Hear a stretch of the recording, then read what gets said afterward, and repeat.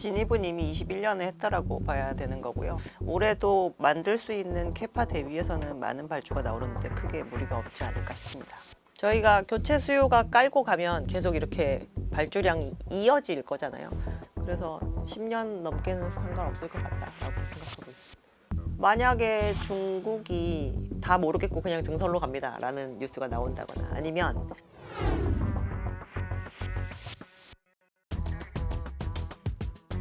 특별한 경제 강의 머니 특강. 안녕하세요 주식 초등학교 여러분. 저는 오늘의 특강을 맡은 엄경아입니다. 진입은 이미 21년에 했다라고 봐야 되는 거고요. 저희가 보통 사이클 산업에서 업사이클과 다운사이클을 얘기할 때 공급 대비 수요가 많으면 업사이클이라고 표현을 하는데요. 지금은 2021년 이후 4년 연속 저희가 글로벌 조선 공급량 대비해서 수요가 더 많은, 그러니까 발주량이 더 많은 상황이 4년 연속 이어졌고, 올해도 만들 수 있는 캐파 대비해서는 많은 발주가 나오는데 크게 무리가 없지 않을까 싶습니다. 2007년 전후의 그런 2차 슈퍼사이클 때는 이제 중국이 전 세계 공장 역할을 하면서 해상 무역 시장에 있어서의 그 물동량 폭증을 가져왔었던 시기였기 때문에 운임이 막 10배씩 오르는 상황이었었고요. 실제로 그런 부분에 대한 기회비용을 빨리 이제 잡기 위해서 저희가 굉장히 조선 업체들도 증설을 많이 진행을 했고, 해운 업체들도 무작위하게 발주를 많이 진행을 했었던 부분이 있었습니다. 그때와 지금의 가장 큰 차이 중에 하나는 일단 운임 레벨 자체가 그때만큼 그렇게 높진 않고요. 그리고 해운 업체들 같은 경우도 이제 그때만큼 아주 다량의 발주를 한 번에 쏟아내거나 이러진 않고 있는 상황이고, 조선 업체 또한 그 계속적으로 수주가 많이 나오긴 하지만 폭발적으로 받아들이지 못할 만큼 많이 나오는 건 아니기 때문에 무분별한 증설을 진행하지 않는다는 거, 그게 가장 큰 차이인 것 같습니다. 저희가 교체 수요가 깔고 가면 계속 이렇게 발주량이 이어질 거잖아요. 그 이어지는 부분은 지금 한 7% 정도 바뀌었는데 저희는 30% 이상까지는 올라갈 거라고 보거든요. 그래서 10년 넘게는 상관없을 것 같다라고 생각하고 있습니다. 만약에 중국이 다 모르겠고 그냥 증설로 갑니다라는 뉴스가 나온다거나 아니면 선박을 굳이 교체하지 않아도 잠깐의 수리나 개조로 만약에 선박을 계속 사용할 수 있는 기술에 대한 인증이나 아니면 기술 개발이 이루어진다라고 하는 뉴스가 나오면 그러면 좀 사이클이 많이 주춤할 수도 있을 것 같습니다. 투자로 봤을 때는 아직은 그래도 괜찮다고 보면 되겠네요. 그렇게 네, 아직 10년 정도 아직은 남았으니까. 괜찮을 것 같습니다. 저희가 상반기랑 하반기를 나누면 상반기 대비해서 하반기가 조금 속도를 더 높였던 그런 특징이 있었는데요. 저희가 일반적으로 상반기보다 하반기가 시장이 좋을 때는 두 가지 경우일 때 그런 부분이 나타납니다. 하나는 일단 선가가 더 있는다고 빠지지 않겠구나라고 판단을 했을 때 차라리 빨리 발주하는 것이 그냥 낮은 성과를 잡는 좀 좋은 길인 것 같다라고 판단했을 때와, 실제로 해운사들이 하반기에 돈을 잘 벌었기 때문인 것도 좀 큰데요. 2024년 같은 경우 해운시황이 홍해 사태로 인해서 상반기에 연속적으로 13주 정도 운임이 상승하긴 했지만 그 상승한 운임으로 인해서 실적이 좋아졌던 시점은 3분기 실적 이후였었거든요. 그래서 어닝이 하반기에 좋았던 것과 이제 성과의 하락에 대한 가능성을 좀 적게 봤던 것, 이 두 가지가 2024년에 생각보다 좀 발주량이 더 많이 이끌어졌었던 그런 이유였던 것 같습니다. 저희가 조선업을 보실 때는 수량적인 지표는 선행 지표로 많이 사용을 하고요. 가격적인 지표는 약간 후행 지표라고 판단을 하시는 게 맞거든요. 왜냐하면 부동산 시장의 가격 형성 스킨과 똑같기 때문에 저희가 거래가 일어나지 않을 때 저희 부동산 뭐 네이버 부동산 같은 데 들어가서 이렇게 가격 조회해 보실 때 그 호가를 부른 가격이 그냥 그대로 걸려 있는 거잖아요. 만약에 거래가 일어나지 않는다라고 한다면. 그래서 조선업체들도 지금 만약에 수주가 안 이루어지면 그냥 조선업체들이 부르는 가격이 값이거든요. 그래서 지금 얼마나 활발한 거래량을 가지고 있느냐가 가장 좋은 지표인데, 2024년 같은 경우는 연간 6,581만 CGT의 발주량이 나왔습니다. 과거 2006년과 2007년을 제외하고는 가장 세 번째로 높은 수주량에 해당이 되고요. 저희가 전 세계 1년 생산 능력이 한 4천만 CGT 정도 되는 수준이니까 작년 같은 경우는 생산 능력 대비 거의 50% 높은 발주가 나온 거라고 보시면 될 것 같거든요. 그 정도면 충분히 굉장히 좋은 그 수치가 보여졌었고, 그거에 맞춰서 이제 주가도 좀 좋았다라고 이해하시면 될 것 같습니다.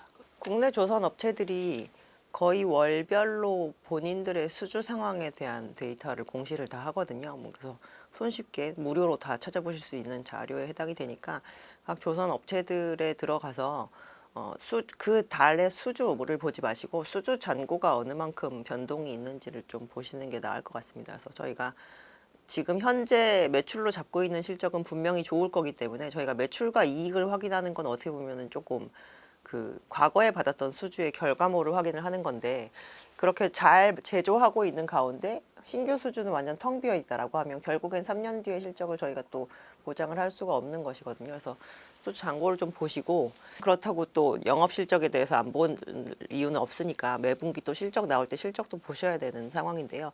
2025년 같은 경우는 특히나 저희가 작년에 이제 흑전에 성공을 한 거고 올해는 이익률이 얼만큼까지 확대될 수 있을 것인가가 좀 관건이니까 매번 실적 나올 때마다 그 부분도 좀 체크를 해보시면 좋을 것 같습니다.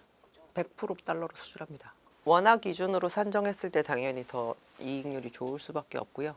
저희가 각각 조선 업체의 정책에 따라서 수주를 받자마자 그만큼을 시장에서 선물한 매도를 100% 하는 기업도 있고 한 60%만 하는 기업도 있고 이런 식으로 차이는 있습니다. 근데 저희가 달러로 만약에 1억 불로 수주를 했는데 그 수주할 당시에는 환율이 1,250원이었었고 매출로 인식을 한 당시에는 만약에 1,350원이다라고 하면 해지를 안 한 부분에 대해서는 그냥 1,250원으로 고정이 되어 있는 거라고 보셔야 되고요. 나머지 해지를 안 한 것만큼 인식할 때 100원만큼의 그 갭을 더 이익으로 얻을 수 있다라고 보시면 될 것 같아요. 100% 해지하는 회사는 삼성중공업 혼자 정도인 것 같고요.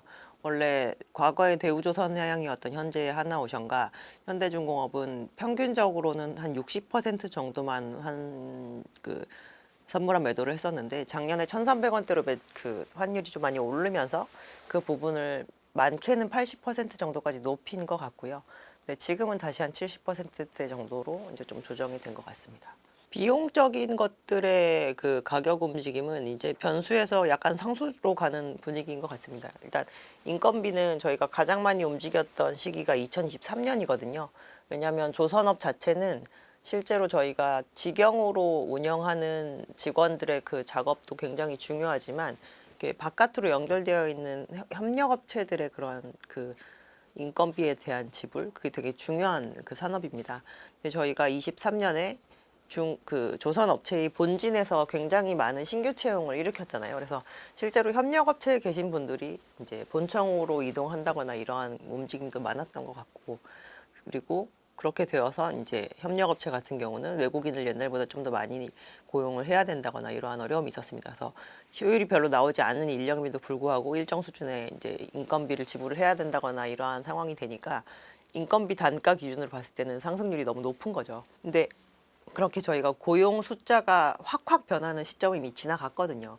저희가 24년 실적에서도 확인을 하셨겠지만 대부분의 조선 업체들이 되게 두 자릿수 정도의 매출 증가를 쉽게 보인 상황입니다. 이거는 조선 업체도 잘 돌아갔지만 이 조선 업체가 잘 돌아가게 하기 위해서 협력 업체들이 제때제때 제 시간에 뭐 블럭이 되었건 아니면 기자재가 되었건 이런 건 납품을 잘 해줬기 때문이거든요.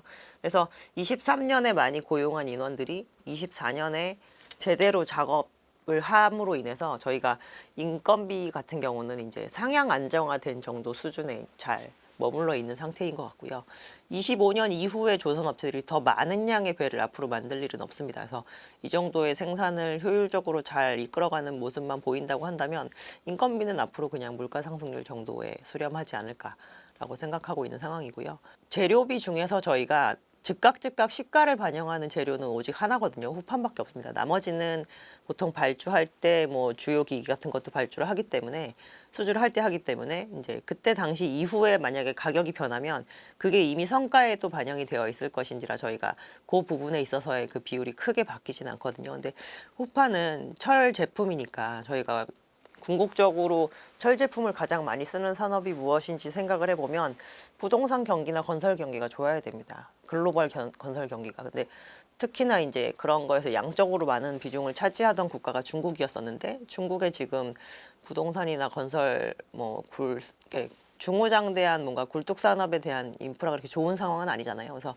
가격이 굉장히 많이 다운되었고 그러므로 인해서 이제 한국에 있는 철강사들이 중국 철강사들 막 반덤핑 제소도 하고 막 이러는데 시장 가격 자체가 지금 하향 안정화되고 있는 흐름을 꺾을 수는 없기 때문에 조선 업체들 입장에서는 재료 가격이 이제 길게 좀 안정적으로 하향화되는, 그래서 저희 코로나 초기에 톤당 600불 하던 게 거의 1000불까지 갔다가 지금 거의 다시 600불대로 내려온 상황이거든요. 그래서 재료 가격은 매우 안정화된 상황이라서 그 부분은 만약에 2025년 하반기 이후에도 오르지 않는 상황이 된다라고 하면 조선 업체들이 현재 세워놓은 계획 대비해서 오히려 더 유리한 방향으로 움직이는 거라고 보셔도 될 것 같습니다. 중국이 절대적으로 많은 배를 만드는 상황은 지금 벌써 15년째 이어지고 있는 상황이기 때문에 저희가 그 부분은 뭐 반드시 추격해서 빼내야 되는 그런 부분은 아니라고 보고 있고요. 중국이 그렇게 양적으로 늘림으로 인해서 이제 시장에서 약간 도태된 국가가 일본이라고 봐야 되고, 우리나라와 중국은 어느 정도는 그 양분한 시장을 좀 가지고 있을 뿐만 아니라 또 중국이 저렇게 양적으로 열심히 추격을 해주고 있기 때문에 한국이 지속적으로 R&D를 멈추지 않고 있는 것도 저희는 경쟁력 강화에는 훨씬 도움이 됐다라고 보고 있거든요. 그래서 이제 전 세계 선박이 모두 다 이제 굉장히 만들기 어렵고 뭐 고부가 가치고 막 이런 건 아니고, 실질적으로 많은 부분을 차지하는 선박은 원자재를 수송하는 배들입니다. 그런 배들은 기본적으로 한 배에 하나의 화물을 싣기 때문에 저희가 운송의 복잡도나 이런 것은 조금 떨어지는 측면이 있어서 실제로 배 자체도 좀 심플하고 배 가격 자체도 그렇게 높지 않은 편에 해당이 되거든요. 그래서 그러한 부분을 아예 기능을 안 해주는 상황인데 시장에서는 그게 항상 어느 정도의 수준에는 필요하면 오히려 그 재화에 대한 가격이 높아질 수도 있는 거잖아요. 그래서 중국과 한국은 그냥 어느 정도 양분되어서 있는 시장에서 서로 경쟁을 하면서 가는 게 향후에 장기적으로도 좀 도움이 되는 모습을 보일 것으로 생각하고 있습니다. 수주 점유율 기준으로 하면은 이제 한 자릿수대로 내려앉았고요. 원래 과거에는 뭐 10에서 한 20% 사이 정도의 점유율을 꾸준하게 지켰었는데 이번 팬데믹 이후에 급격하게 작년 정도부터는 이제 3% 4% 정도밖에 수주를 못하는 것 같습니다. 그거는 좀 없을 거라고 보는 게 2000년대 선박 시장의 화두가 선박을 좀 대형화하는 거였었는데 그거에 대한 인프라 투자를 아예 진행을 안 하면서 이제 도태가 된 상황인지라 후행적으로 하려면 굉장히 많은 투자가 이루어져야 되는데 일본은 이미 조선업 종사자들이 굉장히 임금 수준이 우리나라 종사자들보다 떨어진 지도 굉장히 오래되었고 이 인프라 투자를 지금 현재 상황에서 다시 한다라고 하면 가성비가 좀 나오기가 어렵죠. 네. 그러니까 시장 가격이 내려가는 거를 굳이 그렇게 못 내리겠다라고 우기는 건 어떻게 보면은 협상력에서 이미 진 거죠, 철강업계가. 근데 실제로 지금 시장에서 수요가 막 엄청나게 많아서 쇼티지가 나야 저희 실질적으로 가격이 오를 수가 있잖아요. 그래서 지금 이 협상이 길어지는 이유는 어차피 협상되고 나면 나중에 소급 적용이 될 예정이기 때문에 조선 업체들 입장에서는 크게 그렇게 불리할 것은 없을 것으로 보고 있고요. 그냥 시장에서의 형성되는 가격과 철강사가 바라는 가격에 대한 갭이 커서 이제 그 부분을 좁히는데 굉장히 어려움이 있는 정도 수준인 것 같고, 중국 거 싸다고 해서 중국 거를 100% 갖다 쓸 수는 없습니다. 뭐 실질적으로 저희가 만약에 이렇게 재료의 수급을 해외로 100% 돌려놓으면 나중에 그게 후폭풍이 되어서 돌아올 수도 있는 부분인지라 내부적으로 잘 이제 협상을 진행을 해야죠. 현재 중국산 그 호판을 사용을 하고는 있는 건가요? 대형 업체들은 한 20-30%밖에 쓰지 않습니다. 네. 일본도 생각보다 또 엔저 현상으로 인해서 후판이 가격적인 메리트가 좀 있는 편이라서요. 일본 것도 갖다 쓰고 한국에 제일 많이 들어가는 편이기도 하고 그렇습니다. 국내 업체들은 지금 거의 다 친환경 선박으로 수주만 하고 있는 상태이고요. 그래서 글로벌 수주 잔고 중에서 이중연료 추진 엔진 선박의 비율은 잔고 중에선 거의 55%입니다. 그러니까 과반 이상이 선택을 하는데 거의 대부분의 건 한국으로 들어올 때 다 선택을 해서 들어오는 편이고, 중국에서는 지금도 아직 이제 옛날 전통 타입으로 발주하는 선주들도 있고 친환경으로 발주하는 선주들도 있고 이런 상황인 거죠. 그래서 저희가 뭔가 어쨌든 스펙이 좀 높아지는 사양에 해당이 되면 공통적으로 스펙이 높아지는 부분이기 때문에 조선 업체들은 이거를 좀 바탕으로 해서 그 선박의 수주 가격을 좀 높일 수 있는 빌미도 충분히 될 수 있을 거라고 보고 있고요. 앞으로 이게 대세가 다시 원래 전통 에너지로 완전히 돌아가도 된다 뭐 이런 식으로 꺾이지 않는 이상 국내 업체들에게는 이제 교체 수요라고 하는 부분이 되게 크게 뒷받침이 되면서 수주 걱정을 옛날보다는 좀 덜 할 수 있는 그런 안정감을 좀 찾을 수가 있겠죠. 벙커링은 그 조선 쪽 기술이 아니고요. 항만에서 서비스를 해주는 겁니다. 그래서 각국의 항만에서 그 서비스를 진행을 해줘야 해운사들이 자기네들이 만약에 LNG 관련된 추진선으로 화물선을 운송을 할 때 그 항만에 기항할 수 있는 편의성이 높아지는 거잖아요. 그래서 제가 기존에 벙커 CU를 다 싣고 다니던 배들이었었는데 그러면 그건 전 세계 어느 항만을 가도 다시 주유하고 또 출항을 할 수가 있거든요. 근데 LNG를 서비스를 해주는 데가 지금 되게 많이 늘어서 이제 200군데가 좀 넘는 상황이고 반면에 저희가 또 다른 차세대 대체 연료가 될 수 있다라고 생각했던 메탄올 같은 경우는 그거에 한 10분의 1도 안 되는 20군데도 안 되는 정도에서 지금 서비스를 받을 수 있습니다. 그러면 해운사들은 서비스를 진행할 때 범용적인 선박이 돌아다니기가 편한 게 가장 중요하거든요. 근데 이제 시장에서의 대세가 뭐가 될지 모르다였어서 지금은 이제 그냥 LNG로 하는 게 편하겠구나라고 인프라가 깔리기 시작을 하는 거고 이제 그렇게 되면 LNG 추진선을 많이 만들어 본 데들이 아무래도 좀 수주하는 데 더 유리한 측면이 있기 때문에 한국 업체들은 좀 그런 측면에 있어서는 인프라가 좀 원하는 대로 형성이 되고 있다라고 봐야 되겠죠. 수주는 지금 많이 해놨는데 뽑아낸 결과물은 좀 안 나오고 있는 상황입니다. 그리고 상위 한 4개 업체들의 수주 잔고를 보면 후동중화 정도는 지나치다 싶을 정도로 요즘에 LNG 수주 잔고가 굉장히 높은데 나머지들은 사실 LNG를 수주는 해봤지만 아직 만들어서 인도를 해본 적이 없거든요. 그래서 지금 현재 잔고에도 뭐 LPG 정도가 조금 늘어나는 데들은 있어도 여전히 잔고상으로는 벌커, 탱커, 컨테이너가 많이 차지를 하고 있습니다. 그럼 LNG 선박 제조에서만큼은 그래도 우리나라가 중국보다 좀 독보적이다라고 할 수. 그렇게 볼 수 있을 것 같습니다. 굳이 중국으로 수입이 돼서 들어갈 LNG를 날르는 화물선이 아니고서는 한국으로 그냥 무조건적으로 먼저 그 컨택이 들어오지 않을까 싶은 생각입니다. 저희가 코로나 때 수요 공급 이슈로 수요가 너무 절대적으로 많아서 운임이 올라간 시기는 20년 하반기부터 22년 상반기 정도까지였던 것 같아요. 그 뒤로는 운송의 복잡도가 올라가서 이렇게 된 거거든요. 그러니까 뭐 예를 들어서 홍해 사태로 인해서 저희가 원래는 수에즈 운하를 거쳐서 가야 되는데 그렇게 가려고 계획 세워놨던 노선이 다 일순간에 계획이 바뀌면서 작년에 이제 희망봉을 우회하기 시작을 한 거잖아요.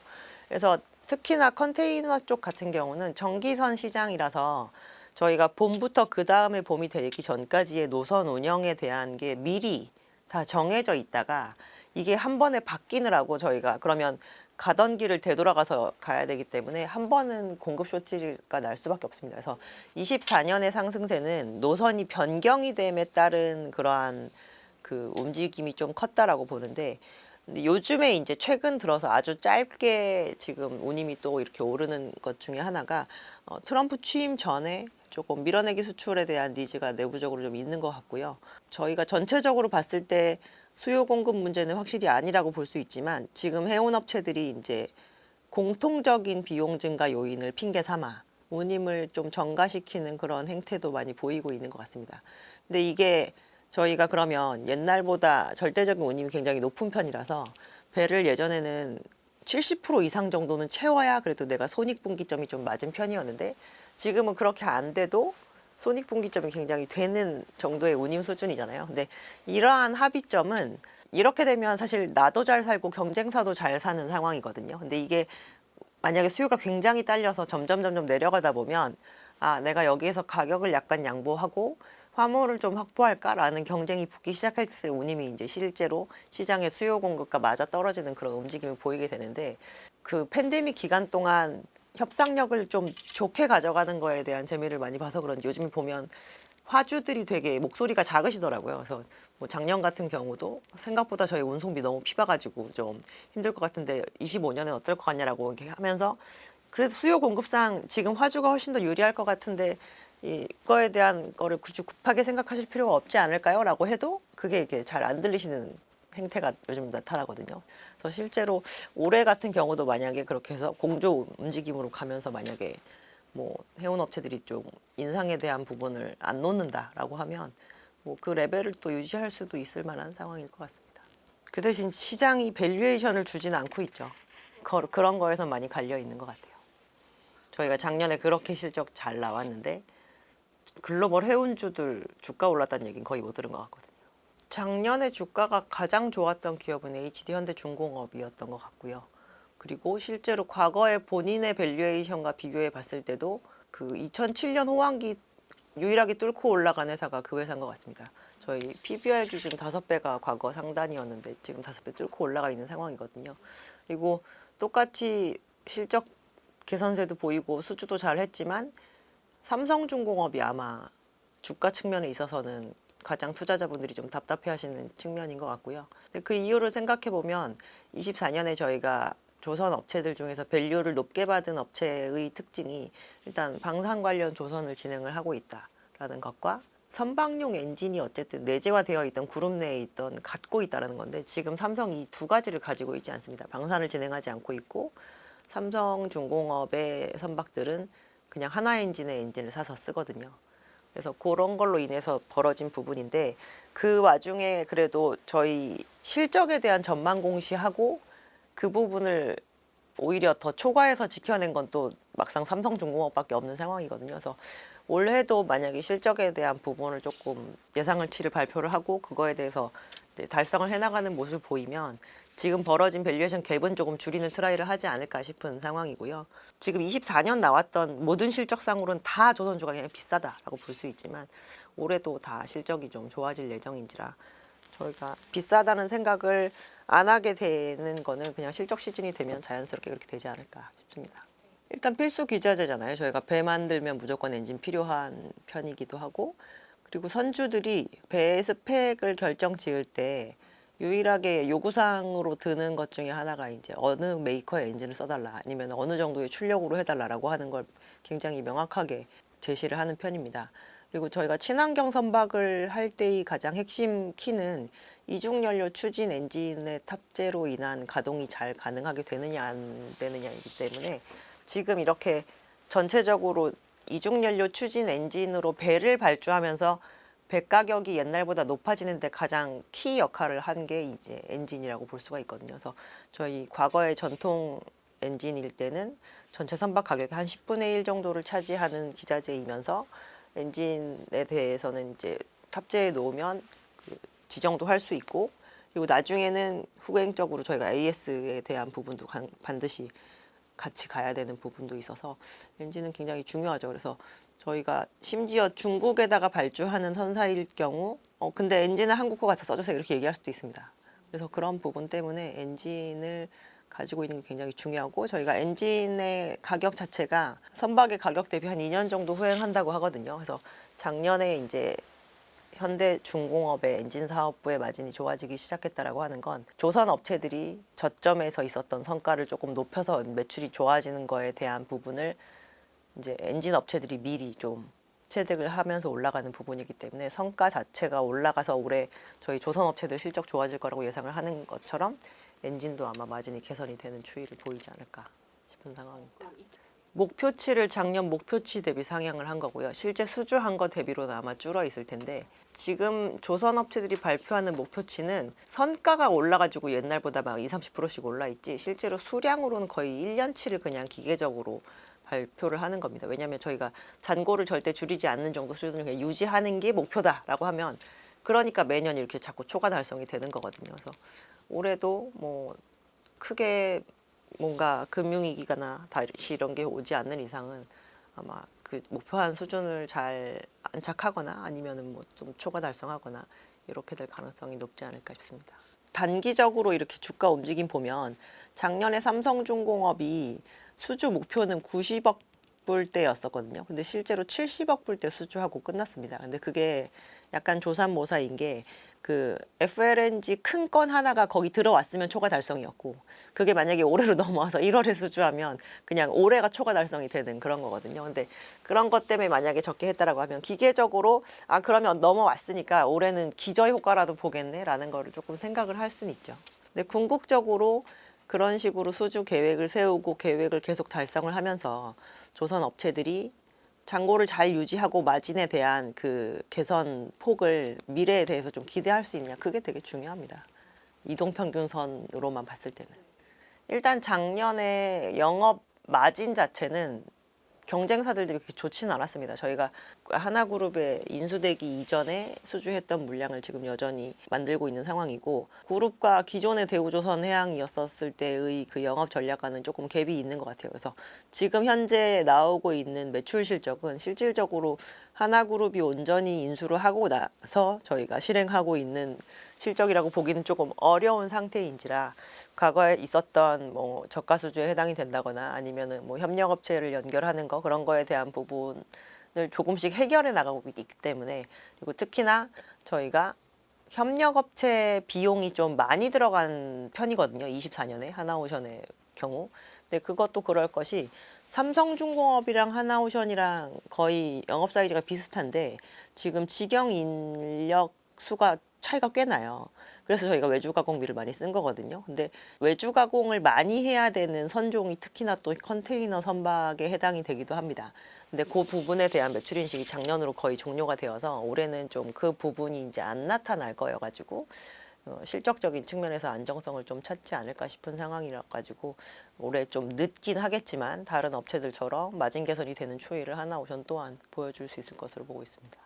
저희는 기자재는 무조건 필수 기자재를 보시는 게 좋고, 내수뿐만 아니라 수출도 커버할 수 있는 회사를 많이 보시라고 하고 있고요. 지금 녹화를 진행하고 있는 1월 10일자 기준으로 제가 오늘도 선박 엔진사들에 대한 목표 주가 상향 레포트를 냈습니다. 그래서 얼마 전에 하나 엔진이 단일 고객인데 고객명을 밝히지 않은 상황에서 한 번에 한 수주치고 굉장히 큰 수주를 했거든요. 그래서 저희가 봤을 때는 중국 조선소인 것으로 추정이 되고 있는데, 중국이 생각보다 작년 하반기에 수주를 많이 하면서 지금 수주 잔고가 29년 것까지 확보가 된 기업이 꽤 많은 상황입니다. 근데 내부적으로 이렇게 뭐 일부 증설을 하고 있는 조선 업체들도 있고 막 이렇긴 한데, 이게 밸류 체인을 다 갖춘 상태에서 저희가 증설을 하는 게 아니기 때문에 수주해 놓은 선박에 대한 엔진 확보가 조금 급했던 것 같거든요. 그래서 1년에 매출 한 1조 정도 하는 회사가 갑자기 한 번에 6천억 넘는 수주를 한 기업으로부터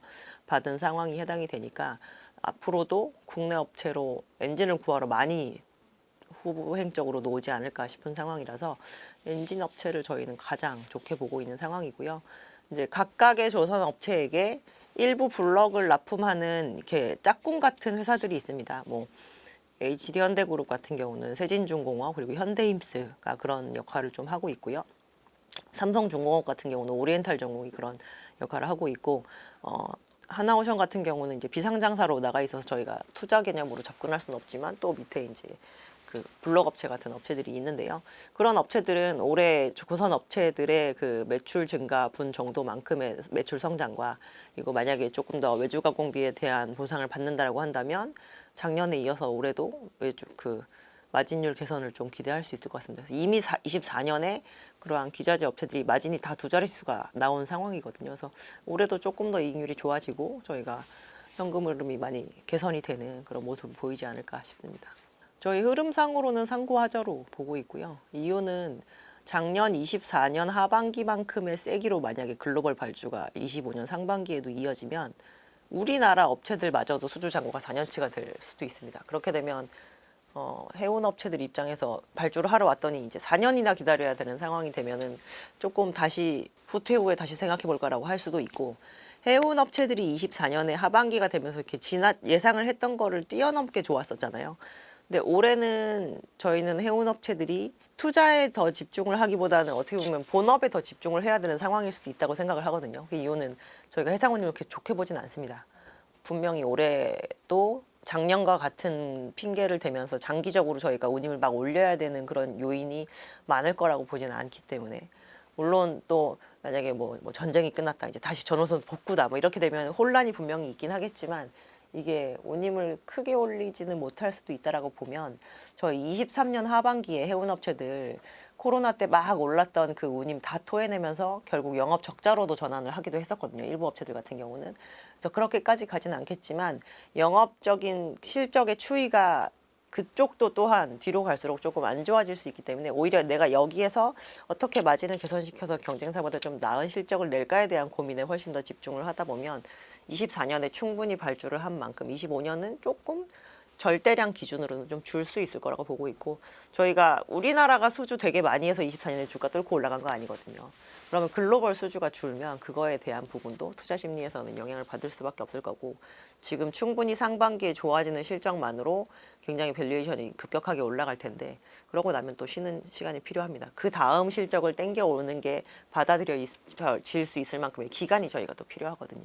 그래서 올해는 상반기에 좀 좋은 성과로 마무리가 되지 않을까라고 생각하고 있습니다. 주가가 비슷하게 가야지 않을까 싶습니다. 네. 하저에서 저가 내려간다가 아니라 그냥 기간 조정이지 않을까.